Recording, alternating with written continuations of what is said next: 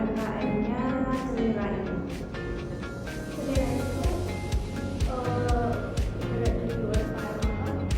Cemira ini bergerak di bidang UMKM minuman yang dihasilkan dari sayur.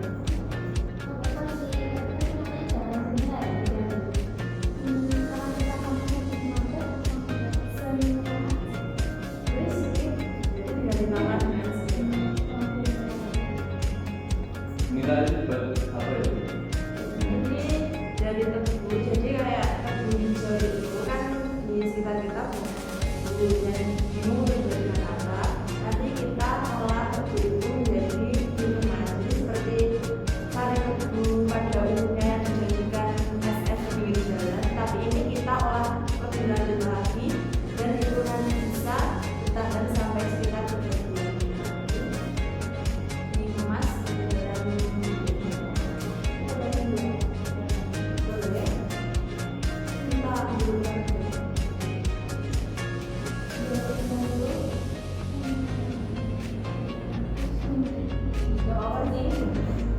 Bahannya di pakai gula apa?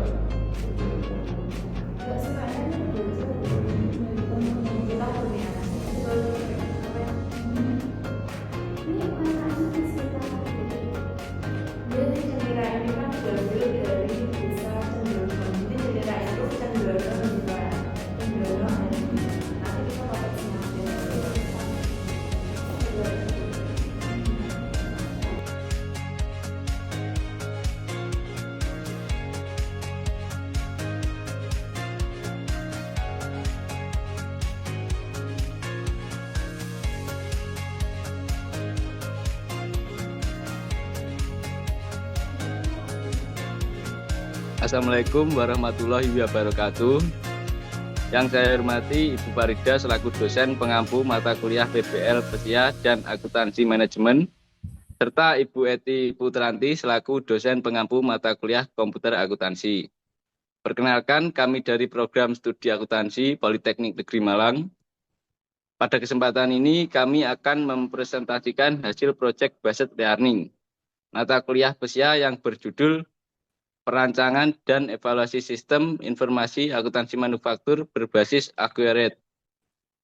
Melalui presentasi ini, kami akan menjelaskan proses perancangan sistem hasil evaluasi yang telah dilakukan, serta manfaat penerapan sistem informasi akuntansi manufaktur berbasis Acquaret dalam mendukung kegiatan operasional perusahaan. Sebelumnya, perkenalkan, saya Ibrahim Asmoro.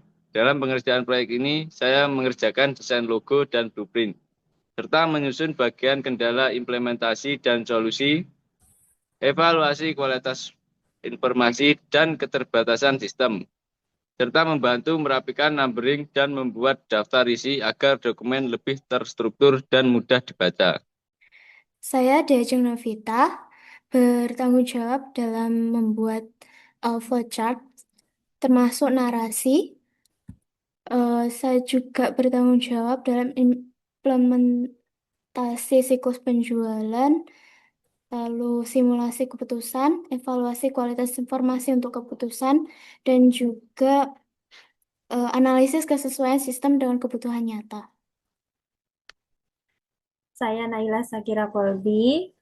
Dalam proyek PBL ini, saya bertanggung jawab mengerjakan data awalnya, bab 2 bagian prosedurnya flowchart, evaluasi jurnal otomatis dan kesesuaian sistem terhadap blueprint, analisis varian biaya, dan evaluasi pengendalian internal.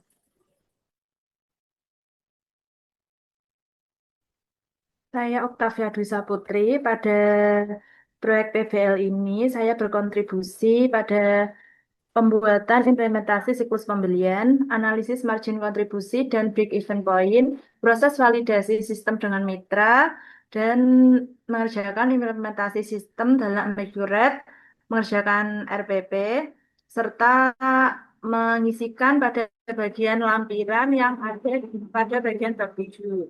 Dan saya juga pada PBL kali ini saya yang bertanggung jawab untuk menghubungi pada mitra yang telah kita ambil untuk dilaksanakan validasinya ke mitranya tersebut.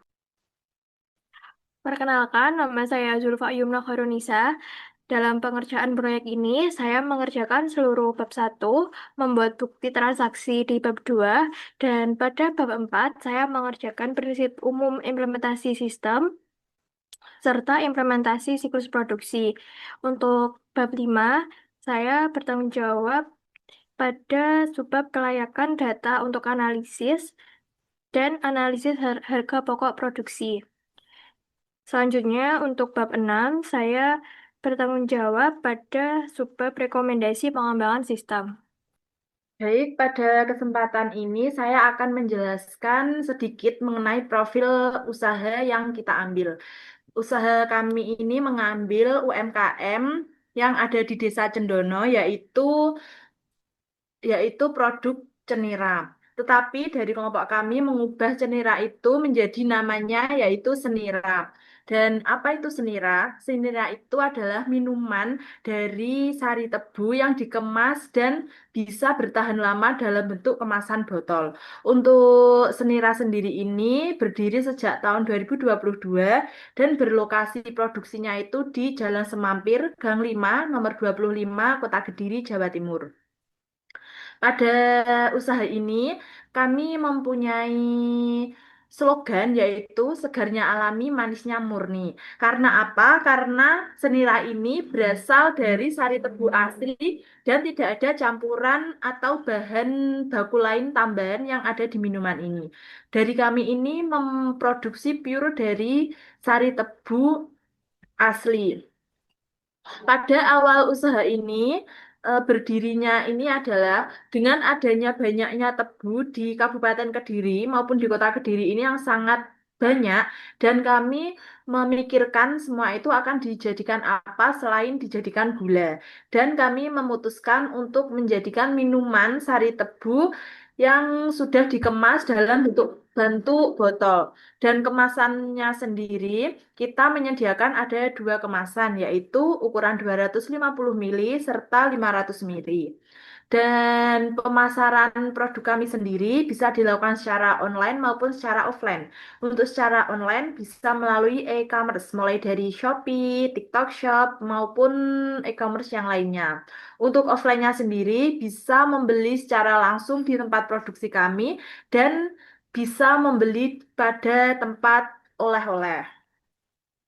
Untuk visi dan misi dari UMKM Senira sendiri yaitu untuk visinya menjadi brand sari tebu berkualitas unggulan yang mengutamakan kesehatan, kebersihan, serta kepuasan pelanggan. Untuk mencapai visi tersendiri, kita mempunyai misi yaitu satu, menggunakan tebu segar pilihan petani Kediri, manajemen proses peras yang bersih dan higienis, serta memberikan pelayanan yang cepat dan ramah kepada pelanggan.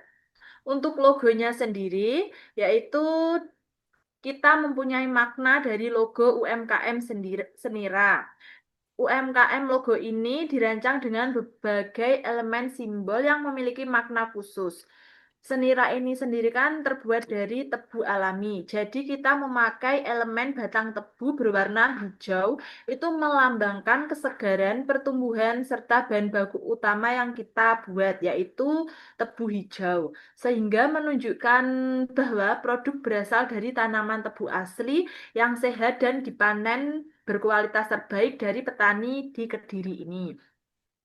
Selanjutnya, secara keseluruhan, logo ini mempresentasikan seluruh merek yang menjunjung tinggi kemurnian alam, di mana senira digambarkan sebagai sumber kesegaran, autentik yang diolah dari tebu pilihan untuk menghasilkan nira berkualitas tinggi, manis, dan menyehatkan bagi konsumen.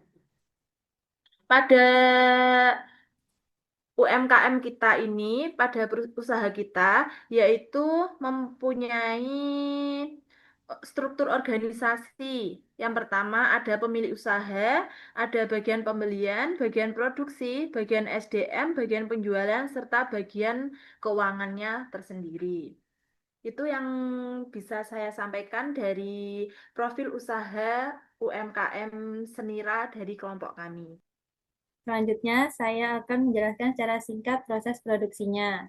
Proses produksi di UMKM Senira ini dimulai dari Departemen 1, yaitu bagian pengolahan bahan baku. Bahan baku tebu terlebih dahulu diambil dari gudang, kemudian dilakukan proses pembersihan dan pengupasan. Setelah itu tebu diperas menggunakan mesin untuk diambil sari tebunya. Lalu hasil perasan tadi itu kemudian dimasak atau dipanaskan menggunakan panci yang besar itu hingga mencapai kondisi yang diinginkan. Setelah proses pengolahan selesai tadi itu, produknya akan masuk ke departemen 2, yaitu bagian pengemasan. Pada tahap ini, sari tebunya itu dimasukkan ke dalam botol menggunakan mesin pengisian botol otomatis. Itu nanti juga ditutup secara otomatis di situ. Terus nanti habis itu dilakukan pemasangan stiker produk hingga menjadi barang jadi yang siap dijual. Berdasarkan karakteristik produksinya, perusahaan menggunakan metode proses costing. Hal ini karena produk diproduksi secara massal dan terus-menerus, lalu bukan berdasarkan pesanan pelanggan tertentu, dan proses produksinya melewati beberapa departemen. Lalu hasil produksinya juga tidak langsung terjual setelah selesai diproduksi, melainkan menjadi persediaan barang jadi. Oleh karena itu, biaya produksi dikumpulkan berdasarkan proses atau departemen, kemudian dialokasikan ke seluruh unit yang dihasilkan. Yang pertama ada flowchart pembelian secara tunai. Pada proses pembelian secara tunai, kegiatan diawali ketika bagian gudang melakukan pengecekan terhadap persediaan bahan baku yang tersedia. Jika stok mulai menipis dan tidak mencukupi kebutuhan produksi, bagian gudang akan mengajukan permintaan pembelian kepada bagian pembelian. Selanjutnya, bagian pembelian melakukan pemesanan bahan baku kepada pemasok yang telah dipilih. Setelah barang diterima, bagian gudang melakukan pemeriksaan untuk memastikan jumlah dan kondisi barang sesuai dengan pesanan. Jika barang sudah sesuai, bagian keuangan melakukan pembayaran secara tunai kepada pemasok. Dan yang terakhir, seluruh transaksi dicatat oleh bagian akuntansi dan persediaan bahan baku diperbarui dalam sistem. Selanjutnya ada flowchart pembelian secara kredit. Proses pembelian kredit dimulai ketika bagian gudang mengetahui bahwa persediaan bahan baku mulai berkurang dan perlu dilakukan pengadaan kembali. Bagian gudang kemudian mengirimkan permintaan kepada bagian pembelian untuk melakukan pemesanan kepada pemasok. Setelah pemesanan diterima dan diperiksa oleh gudang, pemasok akan mengirimkan faktur sebagai bukti tagihan atas pembelian yang dilakukan karena transaksi dilakukan secara kredit. Pembayaran tidak dilakukan secara langsung. Oleh karena itu, bagian akuntansi akan mencatat transaksi tersebut sebagai utang usaha yang nantinya akan dilunasi sesuai dengan jangka waktu yang telah disepakati. Selanjutnya ada flowchart prosedur produksi. Proses produksi dimulai dari tahap perencanaan kebutuhan produksi berdasarkan permintaan dan target yang telah ditentukan. Setelah itu, bahan baku yang diperlukan diambil dari gudang untuk digunakan dalam proses produksi. Bahan baku kemudian diolah melalui beberapa tahapan sesuai dengan prosedur yang berlaku hingga menjadi produk jadi yang siap dipasarkan. Setelah proses produksi selesai, produk jadi disimpan kembali ke gudang untuk menunggu proses penjualan. Selama kegiatan produksi berlangsung, seluruh biaya yang timbul dicatat oleh bagian akuntansi sebagai dasar untuk menghitung biaya produksi dan menentukan nilai persediaan produk yang dihasilkan. Selanjutnya ada flowchart prosedur penjualan secara tunai. Pada proses penjualan tunai, pelanggan melakukan pembelian produk dan melakukan pembayaran secara langsung pada saat transaksi berlangsung. Setelah pesanan diterima, bagian gudang menyiapkan barang yang akan dikirim atau diserahkan pada pelanggan. Setelah pelanggan menerima barang dan pembayaran telah dilakukan, transaksi penjualan dianggap selesai. Selanjutnya, bagian akuntansi mencatat transaksi penjualan tersebut dan memperbarui data persediaan agar jumlah stok yang tersedia selalu sesuai dengan kondisi sebenarnya. Selanjutnya ada flowchart prosedur penjualan secara kredit. Proses penjualan kredit diawali ketika pelanggan melakukan pemesanan produk dengan sistem pembayaran yang akan dilakukan di kemudian hari. Setelah pesanan diterima, bagian gudang menyiapkan dan menyerahkan barang sesuai dengan jumlah yang diminta pelanggan. Selanjutnya, bagian penjualan membuat faktur penjualan sebagai bukti transaksi dan tagihan kepada pelanggan. Karena pembayaran belum diterima secara langsung, bagian akuntansi akan mencatat transaksi tersebut sebagai piutang usaha. Piutang ini nantinya akan ditagih dan dilunasi sesuai dengan jangka waktu yang telah disepakati antara perusahaan dan pelanggan. Selanjutnya ada flowchart prosedur bagian SDM karyawan. Tahap proses penggajian dimulai ketika bagian produksi menyampaikan kebutuhan tenaga kerja pada bagian sumber daya manusia atau SDM. Setelah proses rekrutmen dan penempatan karyawan selesai dilakukan, tiap aktivitas dan jam kerja karyawan akan dicatat sebagai dasar penghitungan gaji. Data tersebut kemudian direkap dan dihitung sesuai dengan ketentuan yang berlaku di perusahaan. Setelah perhitungan selesai, bagian keuangan melakukan pembayaran gaji kepada seluruh karyawan. Dan terakhir, bagian akuntansi mencatat transaksi penggajian sebagai bagian dari biaya operasional perusahaan.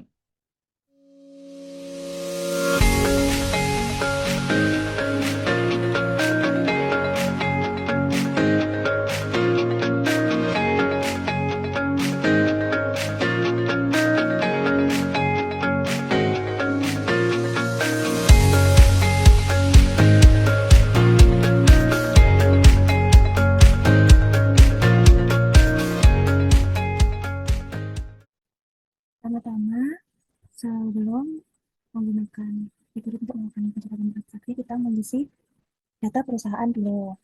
Nah, sini pertama kita menulis nama perusahaannya. Nah, perusahaannya apa gitu kan. Terus kata perusahaannya itu apa? Kalau misalnya menjual barang-barang yang tidak dagang, jasa ya jasa. Itu nanti kalau apa?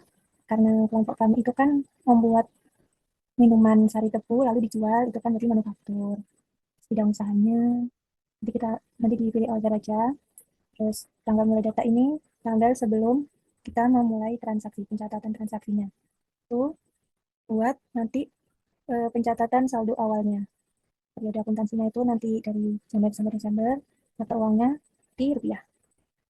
Nanti jangan lupa alamatnya digunakan untuk di faktur-fakturnya, apa faktur ya. Ini penting ya, saya nanti ibaratnya kalau kalau apa namanya nggak ada alamat nanti barangnya bingung mau dikirim kemana kan. Gitu. Terus habis itu kita ke fitur. Fitur seandainya. Ini di pajak centang supaya nanti sistem bisa menghitung pajaknya secara otomatis. Terus pencatatan asetnya juga. Terus kita menggunakan metode biaya persediaan FIFO. Lalu untuk pusat laba dan biayanya kita departemen karena pencatatan biayanya itu tiap departemen, alokasi tiap departemen. Nah, selanjutnya kita ke pajak. Pajak ini maksudnya kapan pajaknya dihitung, mulai tahun fiskalnya dihitung. Nah, karena transaksinya itu kita mulai dari 2026, jadi kita tulis Januari tanggal 1 2026. Lalu kita ke manufaktur. Sebelum sebelum masuk ke sini, kalian harus mendownload di Accurate Store. Accurate Store itu di bagian pengaturan ini, Accurate Store. Nanti akan muncul seperti ini. Seperti ini. Intinya nanti ada banyak pilihan kan setelah mencet Accurate Store. Nanti pilih aja yang Accurate Manufaktur. Lalu di-download, di-install. Nanti setelah itu baru masuk ke referensi lagi dan bagian manufaktur.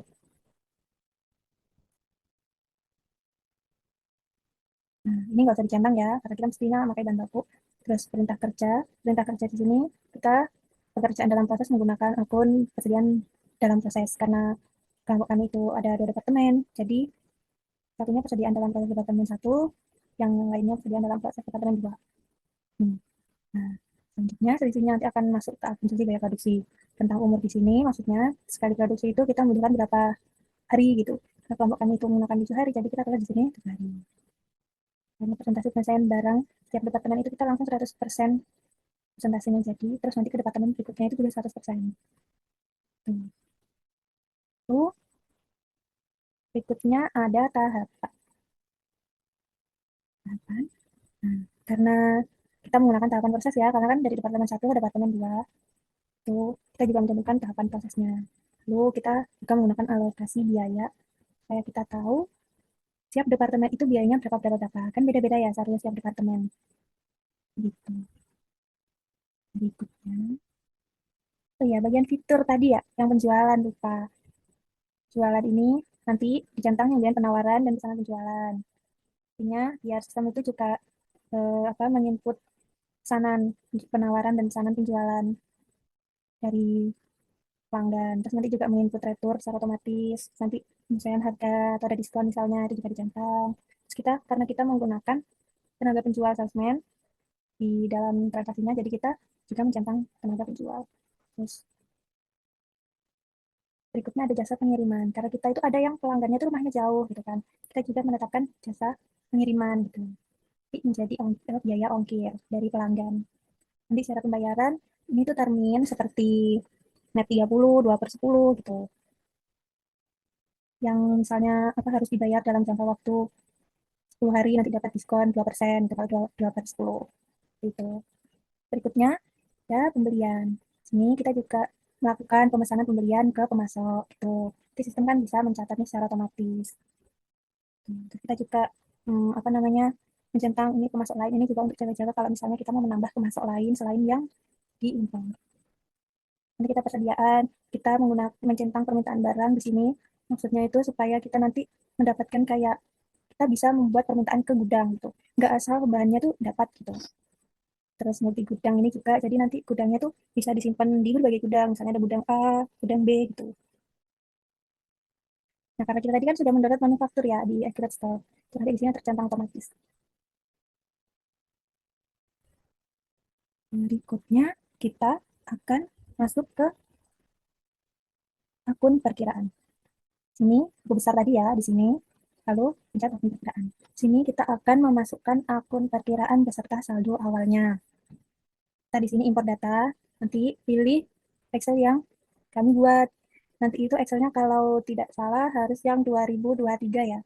2023 atau 2003? 2023. 2023. Supaya Accurate-nya itu mau mendeteksi file itu gitu. Jadi harus 2023. Kalau salah 2023.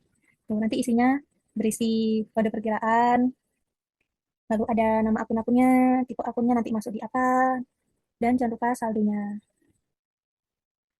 Kalian kalau kita kemarin itu ada ini problemnya di masuk di akun perkiraan. Soalnya akun induk itu tidak bisa kedetek untuk transaksi. Jadi kalian harus kalau memasukkan akun-akun itu ya, akun induk dulu, jadi kayak ditebelin gitu kan. Terus nanti kode perkiraannya misalnya 1000 gitu, baru nanti di bawahnya itu anak-anaknya. Misalnya kan kas dan bank, tuh nanti di bawahnya kas, terus di bawahnya di bank. Tuh.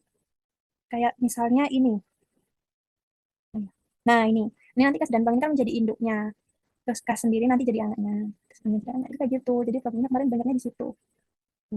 Terus setelah itu kita memasukkan data-data lainnya. Setelah akun perkiraan tadi, kita mengimpor data barang dan jasa, pelanggan, dan pemasok. Sini, data. Sama seperti tadi, Excel-nya itu harus 2023 supaya Accurate Online itu mau mendeteksinya. Sini. Nah, nanti setelah itu kita akan ke barang dan jasa. Sini kalau nggak salah itu persediaan, mencari persediaan, barang dan jasa, kan? Nanti munculnya seperti ini. Misalnya harusnya seperti ini. Jadi nanti ada nama barangnya kan, terus kategori barangnya nanti kita mencet umum, jenis barangnya persediaan karena tebu ini itu bahan baku kan, jadi dicentang bahan baku. Terus nanti satuannya apa, ditulis di sini misalnya kuintal, ta, unit, kilogram gitu. Terus kalau yang punya itu kalau nggak salah disamakan dengan ini ya. Kali rata pembelian nanti ketersediaan barang. Karena kan barangnya kita berkurang ya, dikembalikan. Itu persediaannya tadi karena tebu itu bahan baku kan, jadi kita masukkannya ketersediaan bahan baku. Tuh. Terus stok di sini itu nanti ini terisi di otomatis. Otomatis ya di mana akun perkiraan. Di akun perkiraan itu sudah ada. Tuh. Stok otomatis kita. Untuk yang biaya produksi, karena ini kan untuk biaya yang dibebankan saat melakukan produksi, jadi jenis barangnya biaya produksi. Jadi nanti nggak ada tulisannya bahan baku dan lain sebagainya. Satuannya nanti kalau punya kelompok kami itu satuan itu perhitungannya setiap satu produk yang jadi. Jadi satuannya kan pieces. Gitu. Lalu kita ke preferensi lagi. Karena tadi kan barangnya udah di apa namanya udah diimpor-impor semua ya. Kita ke akun perkiraan. Karena tadi akun perkiraan kan juga sudah diimpor kan. Kita ngisi sini. Untuk persediaan nanti akunnya apa saja yang masuk. Di sini kan maksudnya kan persediaan barangnya maksudnya persediaan barang jadi ya. Nanti ada persediaan bahan baku, bahan penolong. Di penjualan akunnya ya penjualan. Retur penjualan juga sama. Diskon juga sama. Nah, nanti beban pokok penjualannya ya itu biaya-biayanya itu. Biaya-biaya biaya-biaya yang hadir yang ada saat memproduksi barang itu. Tuh. Terus suatu pembelian, karena kan kita kadang beli bahan baku dan penolong itu nanti ya dimasukkan persediaan. Nantinya barangnya kita dikembalikan, jadi sistem itu otomatis akan mengurangi persediaan kita. Tuh. Terus beban-bebannya juga yang terjadi selama produksi dimasukkan. Misalnya ada pembelian belum tertagih nanti masuk akhirnya di utang. Terus perusahaannya juga saldo awalnya yang tahun sebelumnya itu nanti masuk di ekuitas saldo awal. Kalau kan itu penjualan juga sama sekarang nanti pembuatannya di bukan pokok penjualan. Persediaannya juga sama, masukkan nominal persediaan di saldo awal sebelumnya. Yang berikutnya adalah aset tetap. Kita masuk di sini, aset tetap, lalu mencatat aset tetap ini. Akan muncul seperti ini. Nah, kalau misalnya aset tetapnya itu tidak banyak, ya kan, di satu perusahaan, kita bisa menggunakan data baru, isi manual di sini. Nama asetnya apa, tanggal bina kapan, tanggal pakainya kapan, punya apa aja di sini, ya kan. Tapi karena kami itu asetnya banyak, jadi kami menggunakan impor. Impornya itu di sini, impor data. Sama seperti yang impor-impor data lainnya. Nanti ditulis tanggal, nomornya, asetnya, lalu nama asetnya, tanggal belinya kapan, tanggal dipakainya kapan, menggunakan penyusutannya itu garis lurus atau bukan, atau yang lainnya, nanti kuantitasnya berapa, harga asetnya berapa, gitu, umur ekonomisnya berapa, isinya Excel nanti gitu. Nanti tinggal diimpor. Alhamdulillah kalau kami yang ini lancar memasukkan asetnya. Sekian dari saya, nanti akan dilanjutkan oleh teman saya menjelaskan berikutnya.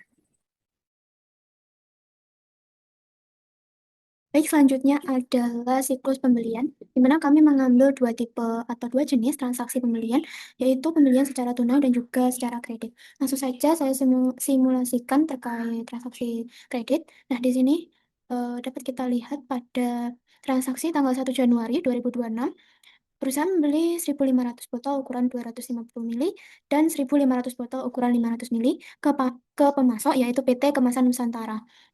Ini belum PPN, lalu juga ada termin 2/10 N30. Baik, langsung saja ke tab pembelian. Di sini ada beberapa pilihan, kita pilih di pesanan pembelian. Nah, untuk kolom pemasok, kita bisa pilih PT Kemasan Nusantara sesuai dengan transaksi, tanggalnya juga demikian, 01/01/2026.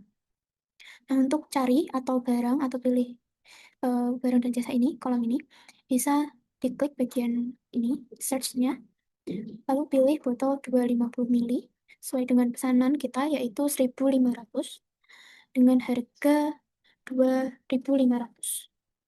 Pilih gudangnya, bisa di gudang A, lanjut, karena ini ada dua ya, yang kita beli, selanjutnya kita klik yang 500 mili. Kuantitasnya sama, 1.500, tapi harganya berbeda, yang ini 3.000.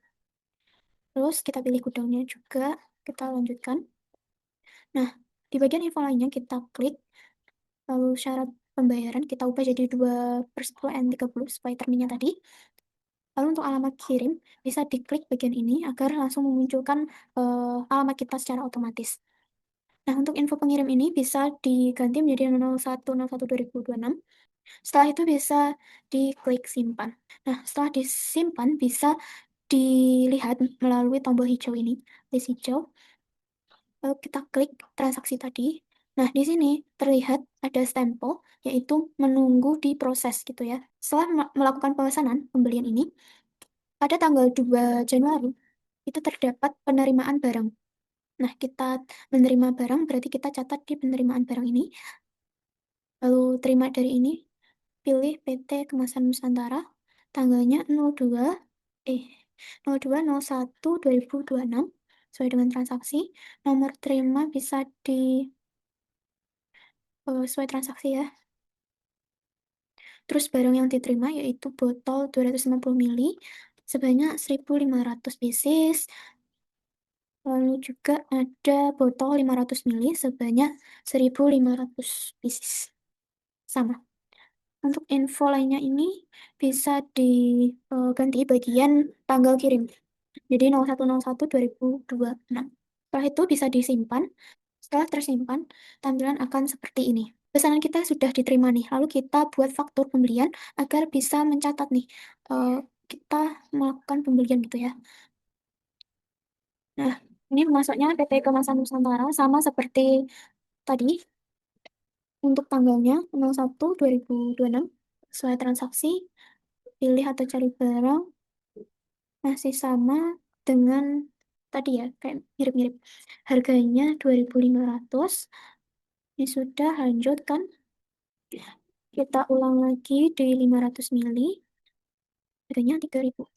Lanjut, untuk info lainnya bisa diisi dengan sesuai transaksi, cara pembayaran, diisi 2/10 N30, alamat sama ini, pakai ini, kode ini agar otomatis.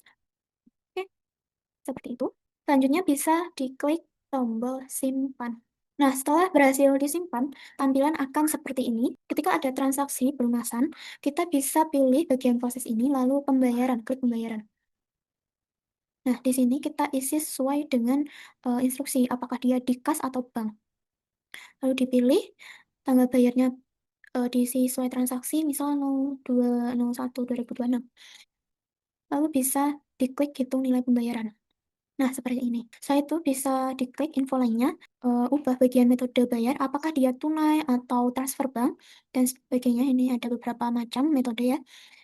Nah, setelah itu bisa diklik simpan. Nah, untuk transaksi pembelian secara tunai, dapat kita lompati saja langsung ke faktur pembelian. Setelah mengisi pemasok, tanggalnya, terus lalu barang dan jasa, info lainnya. Setelah itu bisa diklik bagian proses seperti tadi, agar tidak lupa, karena ini kan pembayaran tunai, jadi dia langsung lunas gitu ya. Lalu bagaimana melihat jurnalnya, apakah jurnal kita benar atau tidak. Nah, kita bisa lihat melalui menu ini, lain-lain, atau tombol hijau ini. Nah, nantinya akan ada tulisan jurnal. Nah, karena ini pesanan pembelian, di mana pesanan pembelian ini tidak menghasilkan jurnal akuntansi apapun karena belum ada perpindahan hak milik maupun fisik barang. Jadi tidak ada jurnalnya. Nah, kita coba cek di penerimaan barang. Masih sama di tombol hijau ya, hijau. Nah, yang saya maksud tadi ada ini, rincian jurnal. Ketika kita klik, nanti muncul penjurnalan otomatis. Nah, akun kredit ini berfungsi sebagai penampung karena kita baru menerima fisik barangnya saja. Untuk sedangkan tagihan resminya belum terbit. Kita coba lihat lagi di faktur pembelian. Nah, yang belum lunas, kita cek rincian jurnalnya. Mendebitkan utang pembelian belum ditagih ini untuk membalik dan menutup akun sementara sebelumnya yang tadi. Lalu selanjutnya untuk utang usaha ini sebagai nilai total kewajiban lancar yang belum dilunasi kepada PT Kemasan Nusantara gitu ya. Lalu apa bedanya ketika ada transaksi eh, yang sudah lunas gitu ya? Kenapa di bagian debit ini berbeda dengan yang tadi, faktur yang belum dilunasi? Karena saat barang datang, gudang mencatat barang masuk, maka akun persediaan didebit sebesar transaksi. Tapi karena bagian keuangan belum menerima nota tagihan atau faktur resmi, akhirnya tidak boleh memunculkan akun utang dulu. Sebagai gantinya, sistem mengkredit akun penampung sementara bernama utang pembelian belum ditagih.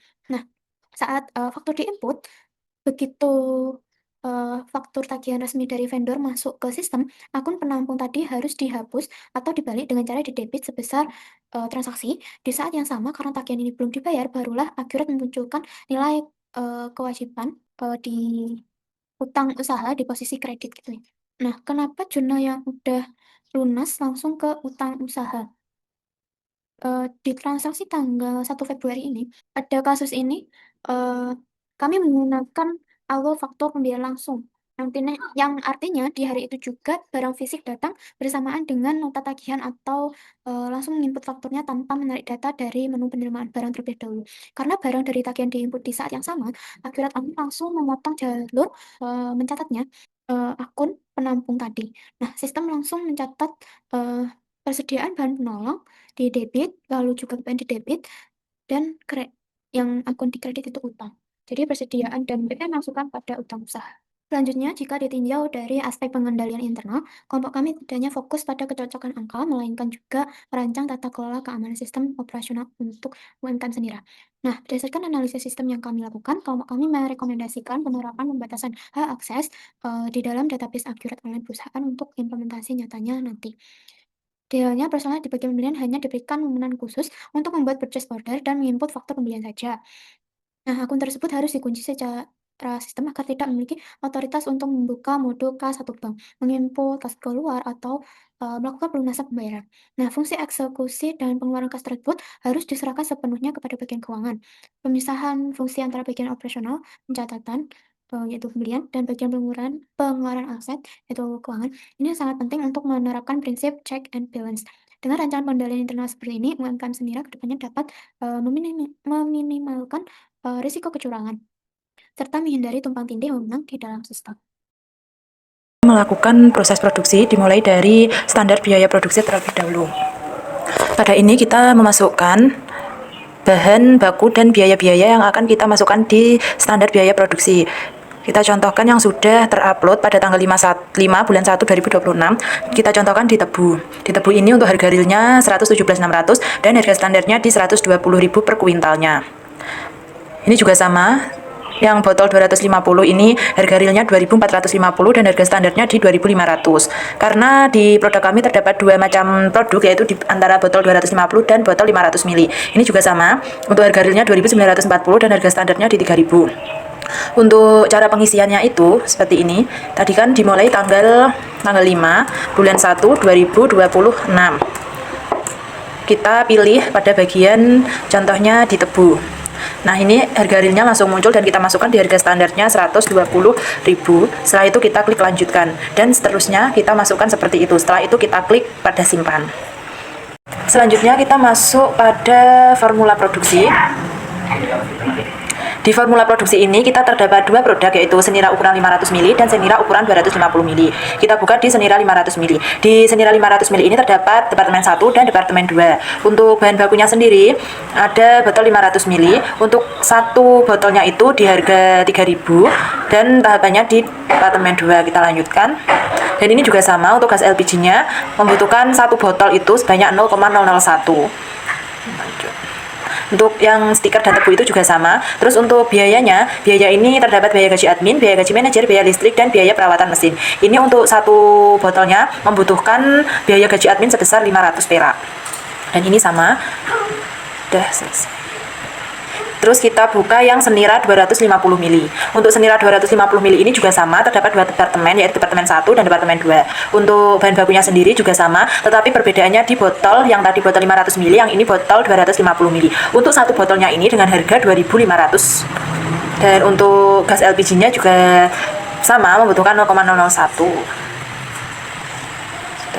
Jadi di formula produksi ini kita masukkan biaya-biaya dan bahan-bahan yang akan diolah di produksi ini, dan kita ada Senira 500 dan Senira 250 ml. Setelah semuanya terisi, lalu kita klik simpan ini.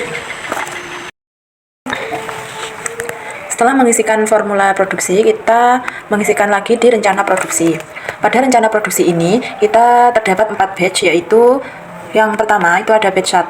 Batch 1 ini memproduksi Senira 250 ml sebanyak 2.000 pieces, dan untuk tanggal mulainya ini dimulai tanggal 5 bulan 1, untuk tanggal selesainya di tanggal 11 bulan 1. Yang Senira 500 ml ini juga sama, kuantitasnya sebanyak 2.000 pieces dan tanggal mulainya juga sama, tanggal 5 bulan 1, selesainya di tanggal 11 bulan 1. Setelah ini tadi terisi, klik pada bagian simpan. Terus lanjut di batch 2. Batch 2 ini hanya memproduksi Senira 250 ml sebanyak 500 pieces dengan mulainya di tanggal 23 bulan 1 2026 dan selesainya di tanggal 29 bulan 1 2026. Terus kita ke batch 3. Batch 3 ini Senira 250 ini sebanyak 2.000 pieces untuk tanggal mulainya tanggal 4 dan selesainya tanggal 10. Yang terakhir ada di batch 4. Batch 4-nya ini hanya memproduksi Senira 500 ml dengan kuantitasnya sebesar 500 pieces. Untuk tanggal dimulainya itu di tanggal 20 dan tanggal selesainya di tanggal 26 bulan 2 2026. Kemudian simpan. Setelah rencana produksinya tadi sudah terisi, langkah selanjutnya ke perintah kerja. Perintah kerja ini juga sama, yang diperoleh dari perintah rencana produksi tadi. yang mulai batch 1, batch 2, dan batch 3, dan batch 4. Untuk kita contohkan di senira 500 ml ini. Nah, senira 500 ml ini kan diproduksi sebanyak 500 pieces, dan untuk hasilnya juga 500 pieces nantinya. Terus untuk tanggalnya ini jangan lupa untuk diisikan, dan ini masuk ke departemen 1 juga departemen 2. Untuk bahan bakunya sendiri terdapat botol 500 ml dengan kuantitas 500 pieces, dan di harga standarnya untuk satu botolnya tadi 3.000, jadi ketemu di 1.500.000. Dan untuk yang lainnya juga sama. Selanjutnya ke biaya. Rincian biayanya ini ada gaji admin, gaji manajer, biaya listrik, serta biaya perawatan. Kita contohkan di biaya gaji admin. Biaya gaji admin dengan kuantitas 500 botol, untuk satu botolnya tadi kan di Rp500. Jadi kita menemukan 250.000. Untuk yang lainnya ini juga sama. Selanjutnya kita contohkan di senira 250 ml. Untuk 250 ml ini juga sama, untuk kuantitasnya ini sebanyak 2000 pieces dan dihasilkan sebanyak juga sama 2000 pieces. Untuk tanggalnya ini jangan lupa diisikan. Terus untuk bahan bakunya pastinya ada berbeda di bahan bakunya pada botol. Tadi kan botol 500 ml, yang ini botol 250 ml dengan kuantitas 2000 botol. Nah, satu botolnya itu tadi di harga standarnya 2500, jadi total keseluruhannya sebanyak 5 juta. Dan untuk yang lainnya ini juga sama. Selanjutnya ini sama seperti rincian biayanya. Contohnya di ini, biaya gaji manajer. Kuantitasnya kan sebanyak 2000. Untuk harga standarnya satu botolnya itu di harga Rp875. Jadi untuk total harga standarnya semua ini sebanyak Rp1.750.000. Dan yang lainnya juga sama. Jika sudah semuanya terisi, selanjutnya klik pada bagian simpan. Selanjutnya kita masuk ke pengambilan bahan baku. Pengambilan bahan baku ini kita mengambil yang seperti di perintah kerja tadi. Kita contohkan di ini, di tanggal 20 bulan 2 2026 ini kita membutuhkan botol 500 ml sebanyak 500 pieces dan stiker 500 pieces, tebunya 5 kuintal serta gas LPG-nya sebesar 0,5 pieces. Terus ini juga sama. Untuk pengambilan bahan baku ini dari perintah kerja yang tadi kita ambil bahan baku untuk diproduksi, yang mulai dari batch 1, batch 2, batch 3, dan batch 4. Kalau sudah terisi semua, ini terisi semua kayak gini, nanti kita klik pada bagian simpan. Selanjutnya kita masuk pada bagian persiapan bahan baku. Persiapan bahan baku ini kita masukkan tanggal yang dibutuhkan pertama kalinya. Terus karena kelompok kami sudah mengisikan ini, untuk contohnya nanti akan muncul seperti ini. Kita buka di tanggal 5 bulan 1, ini ada persiapan bahan bakunya di senira 250 ml dan senira 500 ml. Ini sama, ini dilaksanakan langsung, diisikan langsung maksudnya, mulai dari yang pertama sampai dengan yang terakhir. Caranya juga sama tadi, untuk perintah kerja yang dari awal tadi. Terus kalau sudah, kita klik pada bagian simpan. Setelah persiapan bahan baku semuanya selesai, kita masuk ke tahapan proses. Di tahapan proses ini, kita isikan sama juga untuk perintah kerjanya apa, dan nanti muncul semuanya mulai dari senira 500 ml, 250 ml. Dan untuk tanggal mulainya sendiri, untuk tanggal sampai dengan tanggal selesainya. Nah, seperti ini. Untuk perintah kerjanya dari ini, terus untuk tahapan produksinya di departemen 2, tipe prosesnya akan diselesaikan sebanyak 500 pieces. Untuk tanggalnya juga diisikan, jangan lupa seperti ini. Untuk yang lainnya, caranya atau langkah-langkah pengisiannya juga sama sampai dengan selesai, dan kita klik pada bagian simpan. Untuk tahapan terakhir proses produksi yaitu ada di alokasi biaya produksi. Tetapi sebelum melakukan alokasi biaya produksi, kita melakukan pembayaran terlebih dahulu. Pembayaran itu ada di kas dan bank, setelah itu masuk di pembayaran. Nah, ini kita masukkan, kita ambil contoh yang sudah kami upload saja. Ini untuk pembayaran batch 1 di tanggal 11 bulan 1, kita contohkan di ini. Nah, ini nanti pada kas dan banknya ini diisi kas, tanggalnya, tanggal pertamanya ini bulan 1, tanggal 11 2026. Untuk akun-akunnya ini ada biaya listrik, biaya perawatan mesin, biaya gaji manajer, gaji admin, gaji biaya produksi, biaya dan biaya pengemasan. Kalau sudah, kita klik pada simpan nanti. Dan seterusnya kita sama untuk pembayaran di batch 1 dan batch 2 mulai awal bulan sampai dengan akhir bulan atau bulan kedua. Setelah itu kita masuk ke alokasi biaya produksi.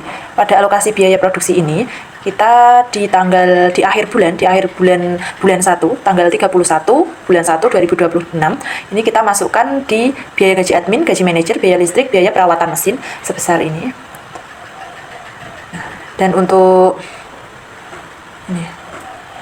untuk produknya yaitu senira 250 ini sebanyak 500 pieces dengan biaya gaji admin sekian, dan ini sampai nilai alokasinya sebesar sekian ini. Dan untuk langkah-langkahnya atau caranya juga sama pada di bulan 2, di akhir bulan 2 yaitu bulan Februari, ini juga sama seperti ini kita masukkan. Ini untuk senira yang 500 mili ini biaya gaji adminnya sekian dan menghasilkan nilai alokasi sekian. Jadi itu tadi yaitu proses dari awal sampai dengan pembayaran atau alokasi biaya produksi pada proses tahapan produksi. Selanjutnya ialah proses transaksi penjualan pada penjualan secara kredit pada tanggal 12 Januari 2006. Setelah produksi batch pertama bulan Januari selesai, bagian penjualan menerima pesanan dari toko Sehat Makmur. Bagian gudang melakukan pengecekan stok dan memastikan bahwa persediaan barang jadi hasil produksi tersebut dalam jumlah cukup. Setelah dikonfirmasi, bagian penjualan membuat faktur penjualan dengan sistem kredit. Toko Sehat Makmur membeli senira ukuran 250 mili dengan sejumlah 1.500 botol dan senira ukuran 500 mili sebesar 1.000 botol. Untuk penginputan pada akurat, yaitu yang pertama, dengan melakukan penjualan, faktur penjualan. Selanjutnya, mencari pelanggannya yaitu Toko Sehat Makmur, tanggalnya 12 Januari 2026. Setelah itu kita pilih barangnya, ya senira 250 sebesar 1.500. Lanjut, dan senira 500 mili sebesar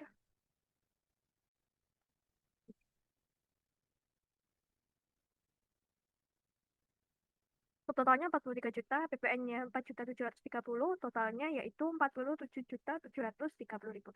Karena dibeli secara kredit, maka kita klik simpan. Selesai. Untuk transaksi selanjutnya yaitu pada tanggal 22 Januari terjadi penjualan secara tunai. Bagian penjualan menerima pesanan dari Warung Gunung Makmur untuk pembelian minuman tebu botolan senira ukuran 500 mili sebanyak 800 botol. Untuk input di akuratnya yaitu pertama, kita pilih penjualan, faktur penjualan, kita pilih pelanggannya. Tadi pelanggannya yaitu Warung Gunung Makmur. Tanggal transaksinya 22 Januari. Kita pilih barangnya, tadi menjual senira 500 mili sebanyak 800.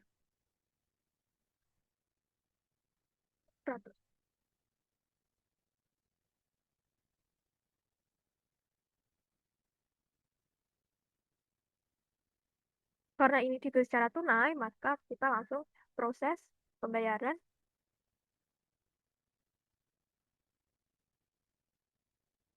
Nah, kita pilih tanggal bayarnya tanggal 22 karena secara tunai. Banknya kita pilih. Pas. Terus kita pembayaran dan faktur dibayar langsung kita simpan. Terus berikut merupakan cara penginputan transaksi penjualan tunai dan transaksi penjualan secara kredit. Selanjutnya ialah penjelasan laporan keuangan UMKM Senira. Pada laporan UMKM Senira ini, seluruh laporan saling berhubungan dan tidak berdiri sendiri. Hubungan ini dimulai dari proses produksi, kemudian masuk ke harga pokok produksi, berlanjut ke harga pokok penjualan, lalu akhirnya mempengaruhi laba perusahaan dan posisi keuangan secara keseluruhan. Pertama-tama, kita mulai dari laporan harga pokok produksi atau HPP produksi. Laporan ini menunjukkan total biaya yang dikeluarkan perusahaan untuk menghasilkan satu produk selama periode tertentu.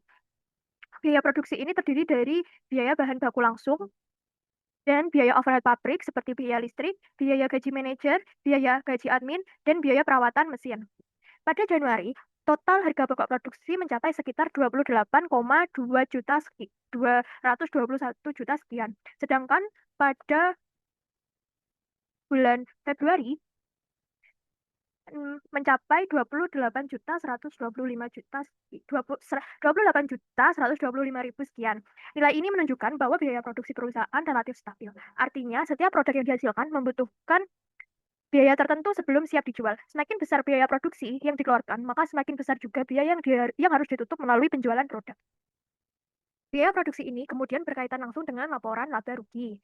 Awalnya biaya produksi dicatat sebagai persediaan di neraca karena produk belum terjual. Namun ketika barang berhasil dijual, biaya tersebut berubah menjadi harga pokok penjualan atau HPP dan masuk sebagai pengurang pendapatan di laporan laba rugi. Pada laporan laba rugi, terlihat bahwa total penjualan perusahaan sebesar Rp145.400.000. Namun setelah dikurangi oleh retur dan diskon, pendapatan bersih perusahaan sebesar 142,7 juta sekian. Selanjutnya, pendapatan tersebut dikurangi dengan beban pokok penjualan sebesar 67.964.000 sekian, sehingga menghasilkan laba kotor sebesar 74.791.000 sekian. Setelah memperoleh laba kotor, perusahaan masih harus mengurangi berbagai beban operasional seperti biaya umum, perlengkapan, komisi penjualan, serta penyusutan bangunan, kendaraan, dan peralatan. Setelah ditambah pendapatan non-operasional dan dikurangi beban bunga bank, perusahaan akhirnya memperoleh laba bersih sebesar 65.958 sekian. Hal ini menunjukkan bahwa perusahaan masih mampu menghasilkan keuntungan yang cukup baik. Dari sini terlihat bahwa biaya produksi sangat mempengaruhi laba perusahaan. Jika biaya produksi terlalu tinggi, maka harga pokok penjualan akan ikut meningkat sehingga laba menjadi lebih kecil. Sebaliknya, jika biaya produksi dapat dikendalikan secara efisien, laba perusahaan akan meningkat. Dalam kasus UMKM senilai ini, laba perusahaan masih tergolong baik, namun terdapat beberapa biaya yang cukup besar seperti biaya pengemasan, gaji perawatan mesin, serta penyusutan aset yang cukup memengaruhi keuntungan. Selain itu, adanya diskon penjualan juga menyebabkan pendapatan bersih menjadi lebih rendah. Selanjutnya, hasil laba bersih tersebut akan memengaruhi laporan perubahan ekuitas. Pada laporan perubahan ekuitas ini, terlihat bahwa ekuitas awal perusahaan sebesar Rp259.260.216. Kemudian modal bertambah karena adanya laba bersih sebesar 65 juta sekian, dan tambahan investasi pemilik sebesar 22 juta, meskipun terdapat penarikan dana sebesar 30 juta, total ekuitas perusahaan tetap meningkat menjadi sekitar 317.218 sekian. Ini menunjukkan bahwa perusahaan masih mampu menambah kekayaan pemilik usaha melalui keuntungan yang diperoleh. Lalu, perubahan tersebut juga tercermin pada laporan neraca.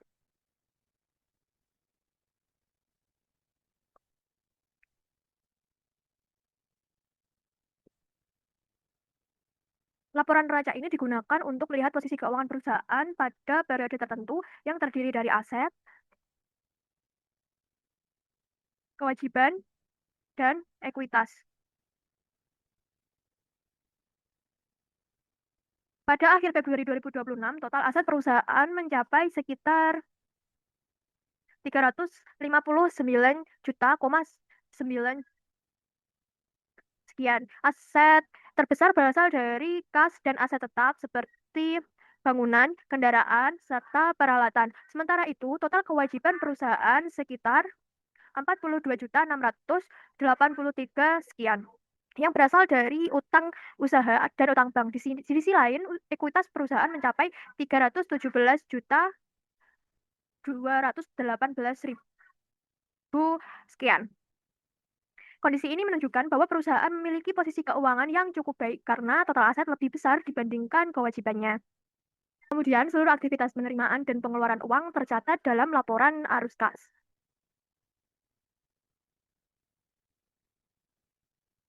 Pada laporan arus kas ini terlihat bahwa perusahaan memperoleh kas dari hasil penjualan dan menggunakannya untuk pembelian bahan baku, biaya produksi, pembayaran gaji, serta biaya operasional lainnya. Kas perusahaan meningkat dari 86.321 juta sekian di awal Februari menjadi 107 juta sekian di akhir Februari. Walaupun perusahaan tetap mengeluarkan dana untuk investasi peralatan dan pembayaran utang bank, hal ini menunjukkan bahwa operasional perusahaan mampu menghasilkan arus kas yang positif.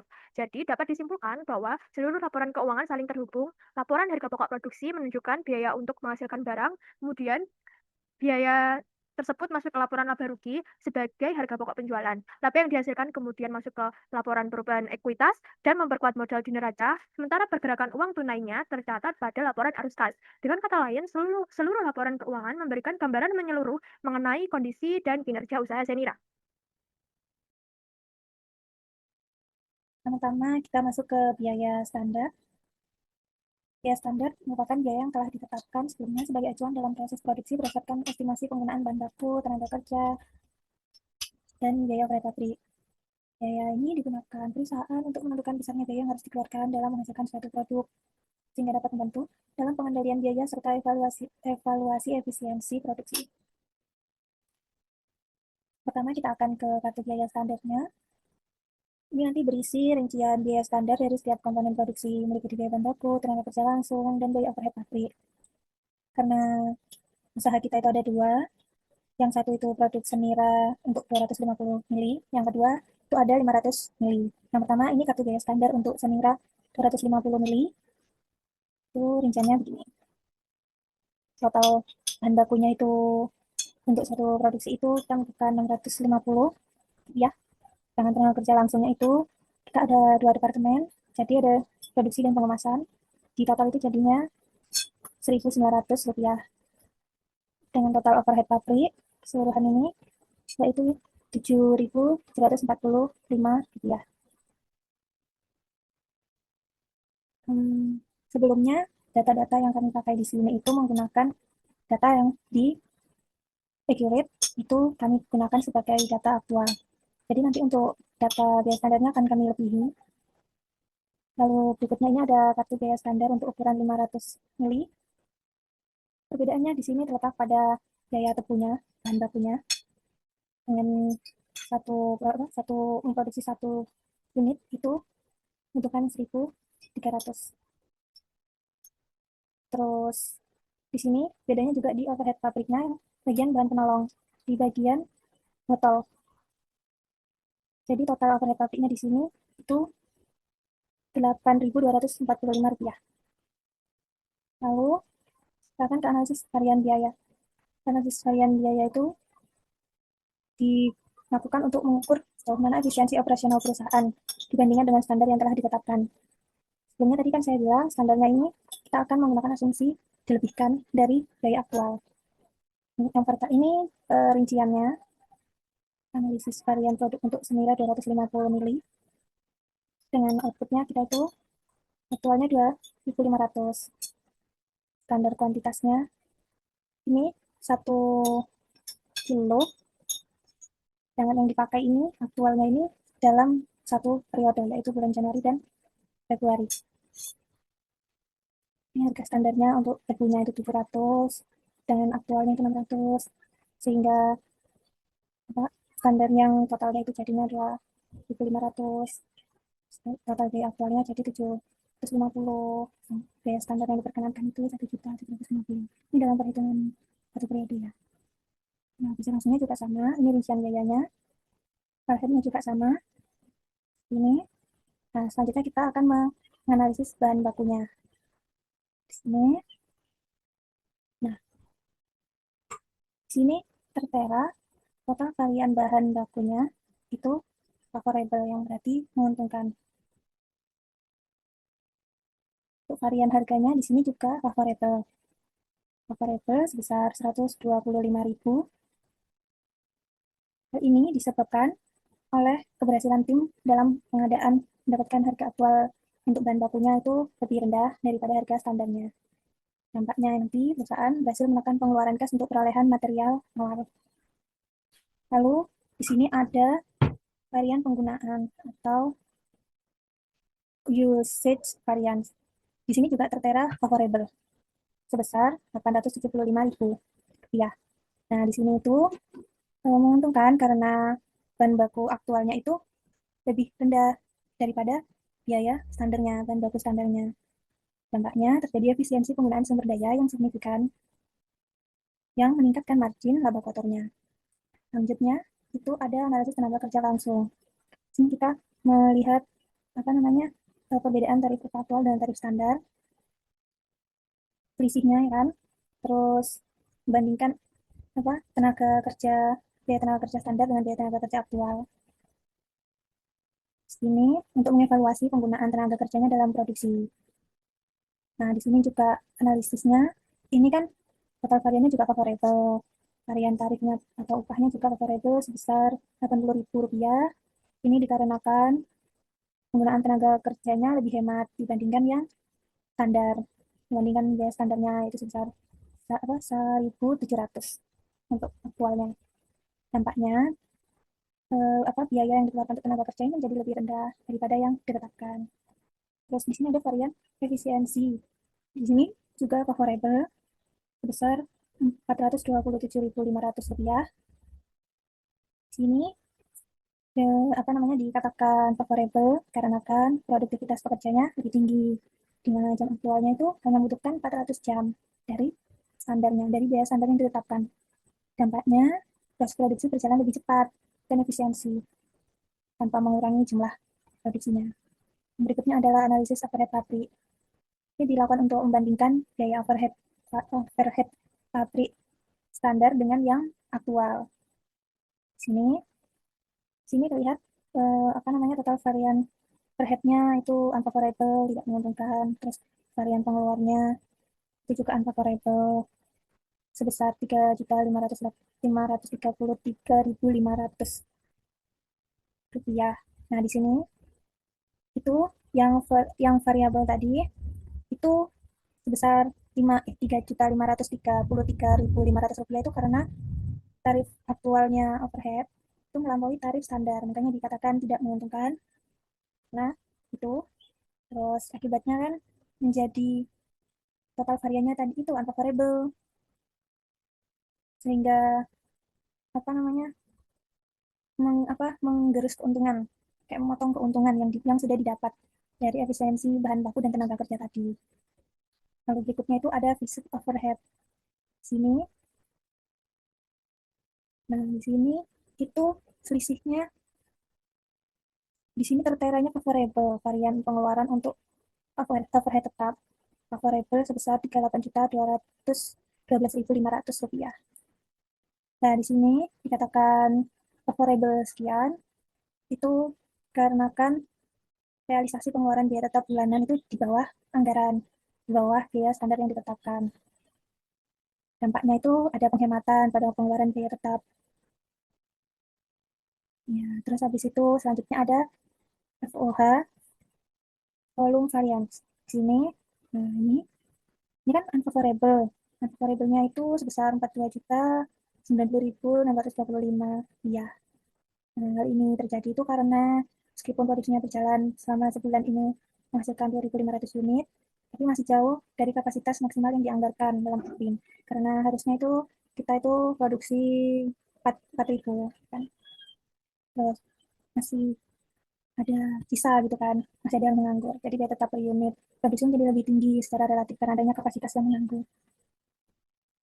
Berdasarkan analisis varian tadi, dapat disimpulkan ini. Nah, di sini total varian bahan baku, di sini kan favorable, yang artinya kan aktualnya itu lebih rendah atau lebih kecil daripada biaya bahan baku yang standar yang ditetapkan itu sebesar 1 juta. Lalu yang total varian untuk tenaga kerja langsung tadi kan juga favorable ya, sebesar Rp507.500, yang artinya kan tadi biaya total tenaga kerja langsung yang aktual itu lebih rendah daripada yang total biaya tenaga kerja standar. Nah, yang variable overhead ini tadi itu kan unfavorable sebesar Rp2.293.750, karena kan biaya biaya overhead variable aktualnya tadi itu lebih besar daripada yang standar, makanya disebut tadi unfavorable. Terus yang fixed overhead ini juga sama, tadi kan unfavorable ya, sebesar Rp3.878.175, karena tadi biaya overhead tetap aktualnya lebih besar daripada yang standar. Nah, di sini kan berarti terjadi ketidakefisienan pada overhead ya, soalnya favorable semua yang overheadnya, sehingga menciptakan beban tambahan yang signifikan. Manajemennya itu perlu segera meninjau kembali pengendalian biaya untuk variabel overhead sama fixed overhead agar efisiensi, biar biaya produksinya itu tidak terbuang kan, di overhead gitu. Berikutnya yaitu ada analisis varian produk yang untuk senilai 500 mili. Di sini rincian biayanya dari bahan baku, tenaga kerja langsung, terus ada overhead yang variabel, ada overhead tetap. Berdasarkan data tadi, kita akan menganalisis bahan bakunya. Nah, di sini bertujuan untuk mengevaluasi apakah penggunaan bahan baku telah sesuai dengan standar yang telah ditetapkan perusahaan, apakah favorable atau unfavorable gitu. Nah, ini analisisnya. Sini variabel favorable semua kan untuk analisis varian bahan baku, favorable semua. Sini untuk price variance itu favorable sebesar Rp250.000 karena kan tim produksinya itu bagian pembelian itu membeli dalam jumlah besar gitu kan, sehingga kan harganya turun. Harga bahan baku aktualnya akhirnya kan lebih rendah daripada harga standarnya. Nah, dampaknya kan perusahaan berhasil menekan pengeluaran kas. Terus yang kedua ada quantity atau usage variance. Ini selisih kuantitas material untuk aktual yang digunakan dengan kuantitas standarnya yang ditetapkan. Nah, di sini itu selisihnya itu 1.625.000. Di sini favorable-nya artinya menguntungkan. Di sini itu penyebabnya karena efisiensi penggunaan bahan baku, di mana kuantitas aktual yang digunakan itu lebih rendah daripada biaya alokasi standarnya untuk tebunya itu lebih rendah. Tuh, dampaknya margin laba kotornya itu meningkat. Terus sisa bahan bakunya kan bisa digunakan untuk produksi berikutnya. Yang berikutnya adalah analisis tenaga kerja langsung. Nah, di sini digunakan untuk membandingkan biaya tenaga kerja standar dengan biaya tenaga kerja aktual yang terjadi selama proses produksi. Di sini nanti apakah favorable atau unfavorable. Di sini berdasarkan analisis variannya, varian untuk tenaga kerja langsung itu favorable semua. Untuk varian tarif atau upah favorable sebesar Rp125.000 karena realisasi tarif tenaga kerjanya itu per jamnya itu lebih rendah atau di bawah biaya standar, sehingga pengeluaran kas bulanan untuk upah itu menjadi lebih efisien. Berikutnya ada efisiensi varian. Efisiensi varian tadi di sini juga favorable besar Rp237.500. Ini dikarenakan produktivitas pekerjanya itu tinggi, hingga hanya menghabiskan 625 jam kerja aktual daripada yang standarnya. Dampaknya perusahaan kan menghemat waktu pengerjaannya dan meminimalkan biaya tenaga kerja yang dikeluarkan. Yang berikutnya ada analisis overhead tadi. Di sini ada dua ya, seperti yang tadi sebelumnya ada variabel dan tetap. Ini untuk mengevaluasi pengendalian biaya overhead variabel agar perusahaan dapat mengetahui apakah biaya yang dikeluarkan sudah efisien atau masih menjadi pemborosan. Yang variabel 250 tadi unfavorable ya. Kita lihat yang di sini ini sama, yang di 500 mili itu juga bagian overhead variabel unfavorable juga sini. Sedangkan overhead tetap juga sama. Tapi di bagian varian pengeluarannya favorable. Sedangkan di sini kan unfavorable. Kita lihat analisisnya. Analisisnya untuk bagian variabel tadi, variabel overhead itu tidak menguntungkan, unfavorable sebesar Rp4.981.250 dikarenakan lonjakan drastis pada tarif aktual overhead variabel. Di sini sehingga kan tadi aktualnya lebih tinggi ya daripada standarnya. Makanya tadi unfavorable, dampaknya itu total ya akhirnya kan karena tadi tarif aktual overhead variabelnya itu lebih besar per jamnya daripada standar, jadi kan unfavorable ya. Nah, ini tuh penyebabnya itu dari pengeluaran biaya pendukung produksi, yaitu seperti listrik dan air, itu yang bengkak, hingga kan dapat memotong keuntungan dari biaya tenaga kerja langsung dan biaya bahan baku tadi. Terus di sini tuh ada yang berikutnya fixed overhead, yaitu biaya overhead tetap. Di sini itu tadi favorable kan sebesar Rp74.400.000 Penyebabnya itu karena pengeluaran tetapnya yang bagian aktual itu berada di bawah anggaran bulanannya. Ini 80 juta ini kan nanti kan satu periode itu ya. Nih, nampaknya manajemen berhasil melakukan penghematan struktural pada pengeluaran tetap seperti akumulasi mesin dan sebagainya gitu. Terus di sini FOH, volume variance. Di sini kita akan membandingkan FOH untuk yang anggaran dan aktualnya. Tadi tidak menguntungkan, unfavorable 177.948.750 karena meskipun produksinya berjalan lancar selama sebulan, kapasitas yang terpakai itu hanya menghasilkan 2.500, masih ada kapasitas yang menganggur. Nah, ini yang terakhir ini itu kesimpulannya berdasarkan analisis varian bahan baku, tenaga kerja langsung, dan overhead pabrik di atas tadi, ya kan.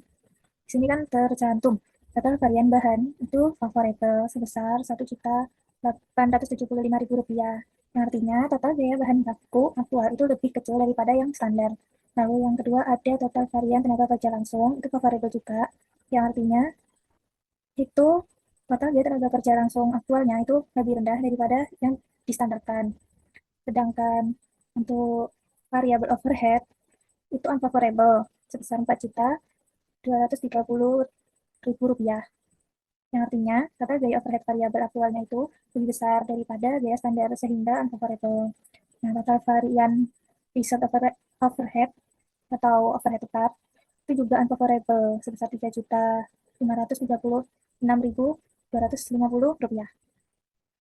Itu unfavorable ini yang artinya total biaya overhead tetap aktualnya itu lebih besar daripada biaya yang distandarkan. Tuh. Meskipun komponen biaya langsungnya tadi, yang varian bahan baku dan tenaga kerja langsungnya ini favorable, namun terdapat ketidakefisienan pada overhead-nya yang unfavorable ini. Tuh. Hal ini menciptakan beban tambahan bagi finansial perusahaan. Karena yaitu tadi overhead-nya yang aktual itu lebih besar daripada overhead yang distandarkan. Sehingga manajemen tuh perlu meninjau ulang, mengevaluasi anggaran overhead ini tadi supaya nggak terlalu tinggi gitu, seperti utilitas mesin. Tuh, terus langkah ini tuh krusial supaya bagian bahan baku dan tenaga kerja langsung tadi itu keuntungannya itu tidak terbuang gara-gara overhead tadi, sehingga laba bersih perusahaan itu tetap terjaga sesuai dengan blueprint-nya. Baik, selanjutnya ada analisis margin kontribusi dan break-even point. Pada UMKM ini digunakan untuk mengetahui hubungan antara penjualan, biaya, dan laba usaha. Margin kontribusi sendiri menunjukkan selisih antara harga jual dan biaya variabel per unitnya, yang digunakan untuk menutup biaya tetap. Untuk menentukan target penjualan, menetapkan harga jual, serta merencanakan strategi usaha yang lebih efektif dan tidak mendapatkan kerugian. Untuk rincian biaya dan perhitungannya dapat dilihat pada tabel berikut ini. Pada UMKM ini terdapat dua produk, yaitu produk A dan produk B, dengan harga per unitnya di produk A Rp12.000 dan produk B sebesar Rp25.000. Untuk biaya variabelnya di produk A Rp8.060 dan produk B Rp9.210. Untuk bauran per paketnya sendiri itu menghasilkan 4:3. Dan di harga jualnya untuk produk A, kita menjual sebanyak 4.200 unit dan produk B 3.800 unit. Untuk produksinya sama antara produk A dan produk B, yaitu 4.500 unit. Selanjutnya untuk total biaya tetapnya yaitu Rp5.810. Ini menghasilkan laba atau fund variable. Untuk rencana jumlah paket yang kita jual yaitu sebesar 7.875 paket. Untuk di 250 itu sebesar 4.500 unit dan di 500 mili itu sebesar 3.375 unit. Untuk target laba operasinya itu sebesar 15 juta. Total pendapatannya sendiri itu pada bauran yang diasumsikan sebesar 138.335.000 dan total biaya variabelnya sebesar Rp67.353.750 dan total biaya tetapnya sama dengan keuntungannya yaitu fund variabelnya sebesar Rp5.810.000. Pada CVP satu produk ini digunakan untuk menganalisis, mengetahui hubungan antara biaya penjualan dan laba pada produk yang dijual. Analisis ini membantu untuk menentukan jumlah penjualan yang harus dicapai agar memperoleh laba atau mencapai titik impas atau BEP. Untuk rinciannya dan perhitungannya bisa dilihat pada tabel berikut ini. Untuk harga jual per unitnya ini sebesar Rp12.000 dan biaya variabel Rp8.330. Untuk margin kontribusinya ini sebesar 30,8% atau 3.700 dan menghasilkan biaya tetap sebesar 12.425. Untuk total biaya tetap usaha ini sebesar 12.425 dari hasil perhitungan BEP yang harus menjual 3.359 agar mencapai penjualan sebesar 40.297.297 ini. Agar tidak mengalami kerugiannya, ya menjual sebesar penjualannya sebesar ini. Terus untuk rencana penjualan perusahaan sebesar 11.000 unit berada jauh di atas titik impas sehingga usaha diperkirakan mampu memperoleh laba operasi sebesar 28.275.000. Selain itu untuk MOS-nya menunjukkan 69,5%, menunjukkan bahwa tingkat penjualan perusahaan masih cukup aman karena penjualan dapat turun hingga 69,5%.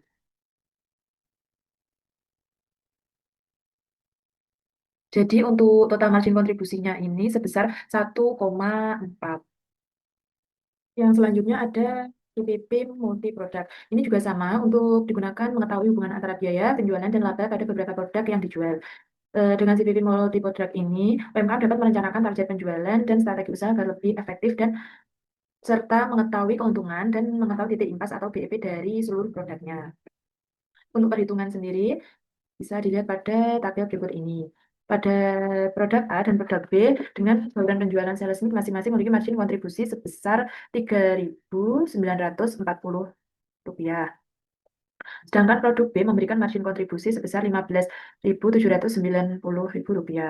Jadi mixnya 4 dibanding dengan 3. Total biaya perusahaan itu ini 5.810.000 dan perusahaan harus menjual sekitar 372 produk A dan 279 produk B sesuai komposisi penjualan yang telah ditetapkan. Perusahaan juga menargetkan laba sebesar 15 juta target labanya, sehingga diperlukan penjualan sebanyak 330 paket yang terdiri dari 1.320 untuk produk A dan 990 ini untuk produk B agar memperoleh laba operasi sebesar Rp491.338.750. Untuk nilai margin MOS-nya yaitu sebesar 7.782 menunjukkan bahwa penjualan perusahaan berada jauh di atas titik impas sehingga risiko kerugian relatif kecil. Untuk secara keseluruhan, hasil analisis ini menunjukkan bahwa kondisi UMKM Senira ini sudah cukup baik karena penjualan yang direncanakan itu juga mampu menghasilkan laba yang tinggi dan berada pada posisi aman di atas BIP. Yang terakhir ini ada interpretasi dari semua BIP dan analisis margin kontribusinya yang sudah kita terapkan di sini. Untuk berdasarkan hasil analisis CPP produk tunggal UMKM Senira, ini memiliki titik impas sebesar 3.359 atau senilai dengan 40.297.297. Artinya, perusahaan harus mencapai jumlah penjualan tersebut agar tidak mengalami kerugian maupun keuntungan. Untuk memperoleh target laba sebesar 15 juta, perusahaan perlu menjual sebanyak 7.413 unit dengan nilai penjualan sebesar Rp88.945.946. Nilai margin of safety-nya atau MOS-nya itu sebesar 69,5%, menunjukkan bahwa rencana penjualan perusahaan tergolong aman karena berada jauh di atas titik impas. Selain itu, nilai DOL-nya sebesar 1,4. Untuk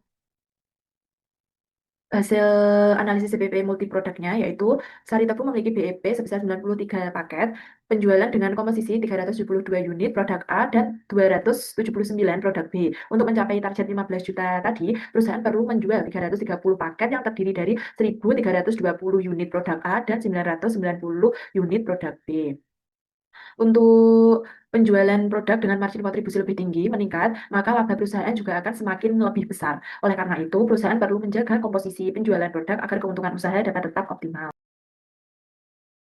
Dalam menjalankan operasional UMKM Senira ini, tentunya manajemen dihadapkan pada beberapa alternatif keputusan taktis jangka pendek untuk mengoptimalkan efisiensi operasional. Nah, analisis keputusan taktis yang pertama adalah mengenai keputusan membuat sendiri atau membeli dari pihak ketiga.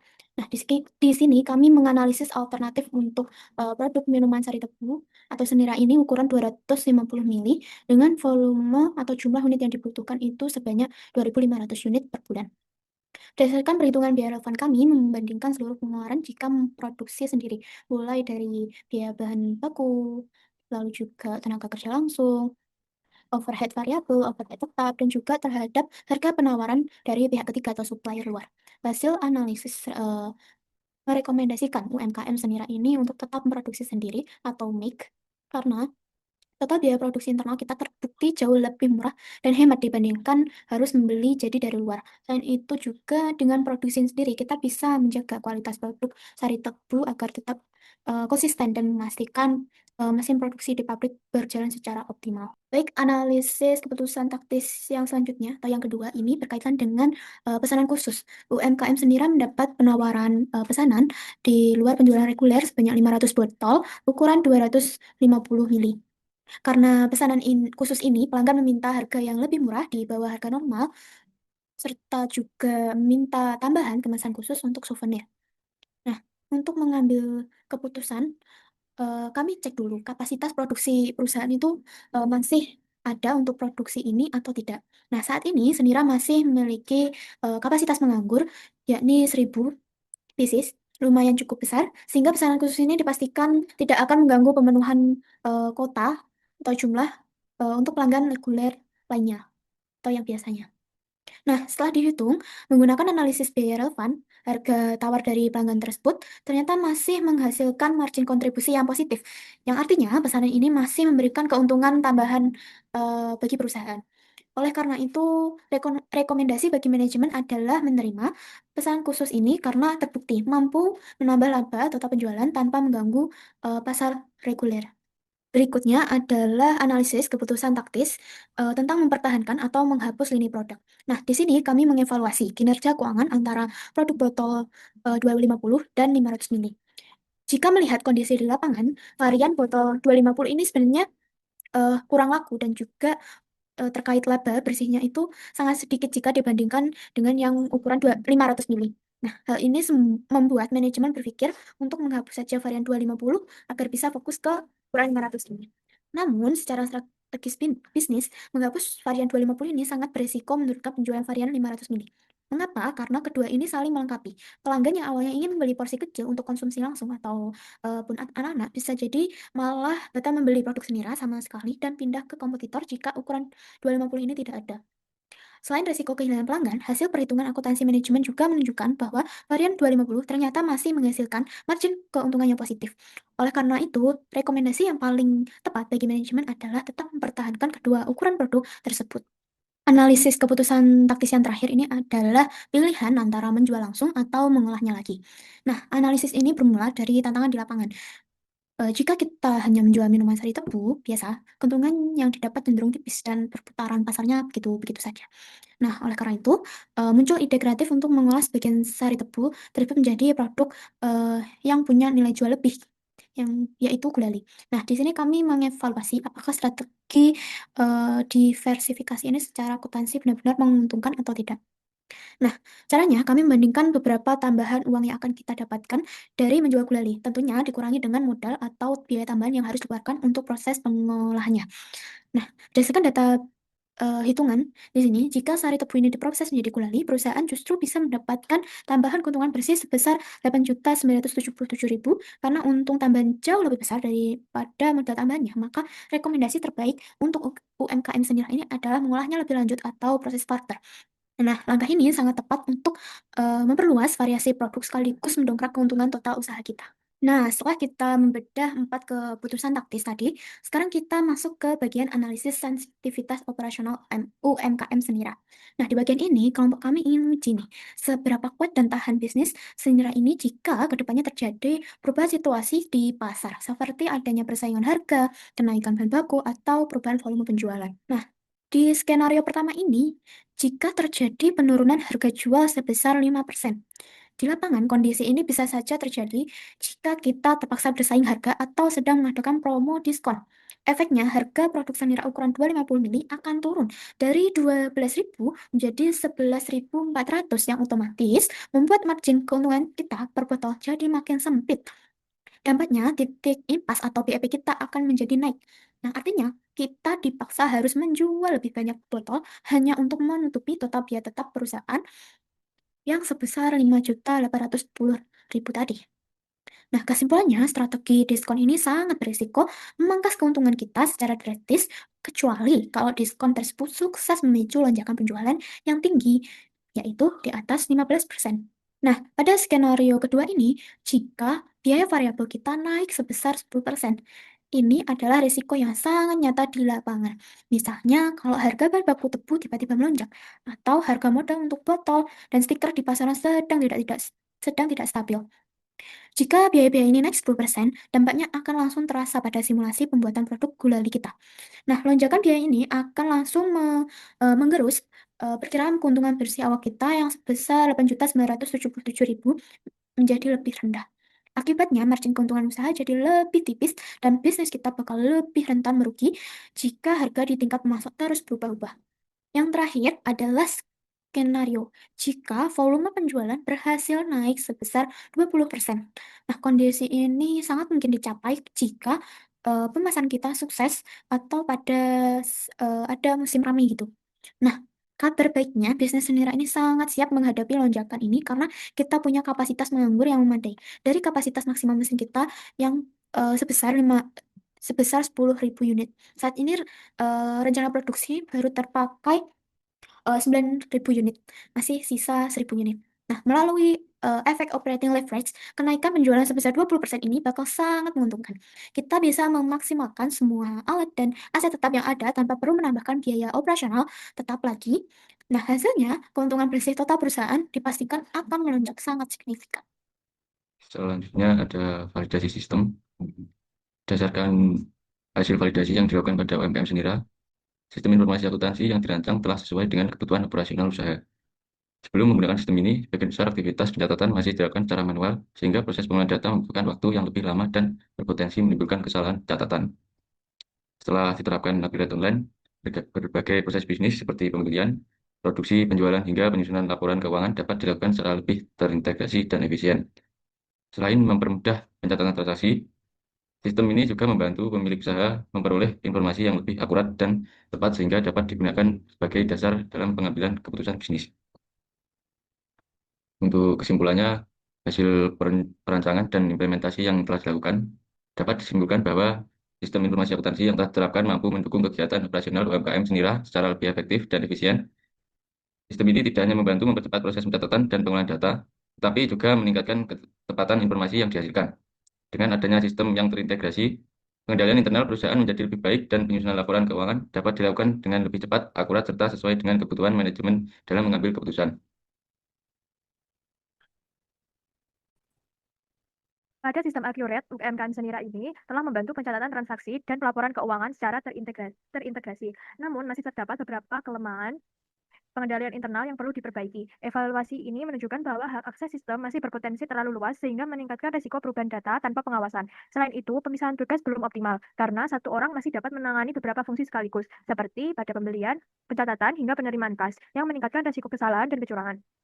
Dalam pengendalian persediaan, besarnya nilai stok bahan baku memerlukan pengawasan lebih ketat untuk menjaga selisih stok, kehilangan maupun kerusakan bahan. Pengendalian biaya produksi juga belum maksimal, terlihat dari adanya pembengkakan biaya overhead yang menunjukkan kurang optimalnya pengawasan biaya dan pemanfaatan kapasitas produksi. Resiko kecurangan juga cukup tinggi akibat besarnya kas dan transaksi penjualan, sehingga diperlukan bukti transaksi bernomor urut, rekonsiliasi kas, dan persetujuan transaksi tertentu. Selain itu, keandalan informasi sistem masih membutuhkan penyesuaian manual, terutama untuk perlengkapan dan penyesutan aset tetap, sehingga berpotensi menimbulkan human error. Oleh karena itu, perusahaan perlu memperkuat pengaturan hak akses, pemisahan tugas, pengendalian persediaan dan biaya, serta memastikan seluruh data, aset, dan perlengkapan tercatat lengkap agar informasi keuangan lebih akurat dan pengendalian internal lebih efektif. Sebagai refleksi akhir dari proyek PBL ini, pelajaran utama yang kelompok kami dapatkan adalah kami jadi tahu secara langsung bagaimana cara mengoperasikan Accurate berbasis online. Kami belajar langkah-langkahnya secara sistematis, mulai dari cara memasukkan data-data awal perusahaan, hingga bagaimana cara mengeksekusi berbagai macam transaksi manufaktur seperti pembelian, penjualan, dan lain-lain. Tentu saja dalam prosesnya, kami menghadapi tantangan terbesar yaitu pada saat proses migrasi atau pemindahan data dari Excel ke dalam sistem Accurate Online, kami sempat mengalami kendala teknis di mana alokasi biaya produksi tidak muncul di dalam sistem akibat ketidaksesuaian format data. Lalu, namun dari tantangan tersebut, kami justru belajar untuk lebih teliti dalam melakukan troubleshooting dan sinkronisasi akun biaya. Disinilah nilai integritas benar-benar kami terapkan. Kami belajar bahwa dalam akuntansi digital, setiap data yang di-input harus jujur, valid, dan presisi sesuai dengan bukti fisik aslinya. kecil atau manipulasi data pada saat pengisian Excel di awal pasti akan membuat laporan keuangan akhirnya jadi salah dan tidak valid. Sekian presentasi dari kelompok 1. Terima kasih banyak atas bimbingan dan perhatian dari Ibu Wiwi selaku dosen pengampu mata kuliah Praktikum Sistem Informasi Akuntansi dan Akuntansi Manajemen, dan juga Ibu Eti selaku dosen pengampu mata kuliah Komputer